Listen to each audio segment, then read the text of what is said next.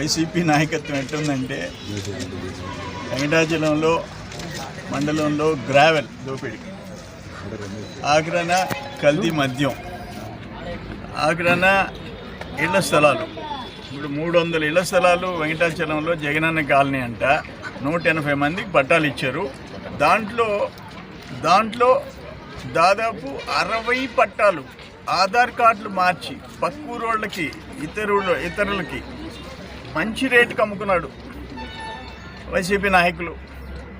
మళ్ళీ కొంతమందికి మీకు బేస్మెంట్ చేసి ఇస్తాము, బేస్మెంట్కి అడిషనల్గా 30,000 అవుతుందని 30,000 లెక్కన తీసుకున్నారంట.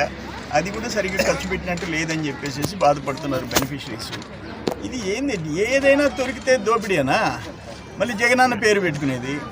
ఇప్పుడు జగనన్న కాలనీ దోపిడీ కాలనీ, జగనన్న దోపిడీ కాలనీ పేరు పెట్టుకోండి.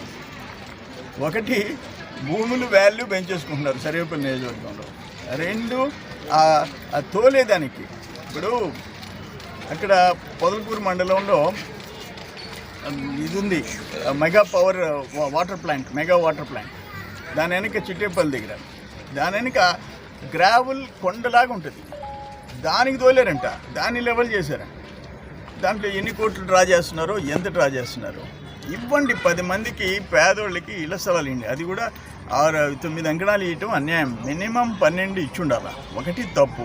2, మీరు స్టీలు 40,000 ఉన్నప్పుడు 1,80,000, స్టీల్ ఇప్పుడు 90,000 ఉన్నప్పుడు సిమెంటు పెరిగిపోయినాయి, మొత్తం రేట్లు పెరిగిపోయినాయి.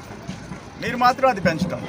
నేనేమంటానంటే జిల్లా కలెక్టర్, జాయింట్ కలెక్టర్, ఆర్డీఓలు ఏం చేస్తున్నారు అంట? గోల్డ్ గెలుకుంటున్నారా? ఆధార్ కార్డులు మార్చి సొంత మనుషులకి అమ్ముకుంటుంటే ప్లాట్లు ఏం చేస్తున్నారు? పోలీసులకైతే లోపలేసి కొట్టడం ఒకటే తెలుసు. నేనేమంటానంటే ఎన్ని తప్పుడు కేసులు పెట్టుకుంటారో పెట్టుకోండి, చూసుకుంటాం, మేము కూడా చూసుకుంటాం. కానీ కొట్టే మాత్రం దళితుల్ని ఎవరినంటే వాళ్ళని వచ్చినట్టు ఇప్పుడు కనుపూరులో దళితుడు వెంకటకృష్ణని కొట్టారు. ఎవడిచ్చాడు మీకు హక్కు ఒళ్ళంతా కొట్టేదానికి? ఇప్పుడు ఆ పరిస్థితుల్లో నుంచి ఇప్పుడు దళితుడు కొట్టి చంపేసే పరిస్థితి పొదలకూరులో వచ్చింది.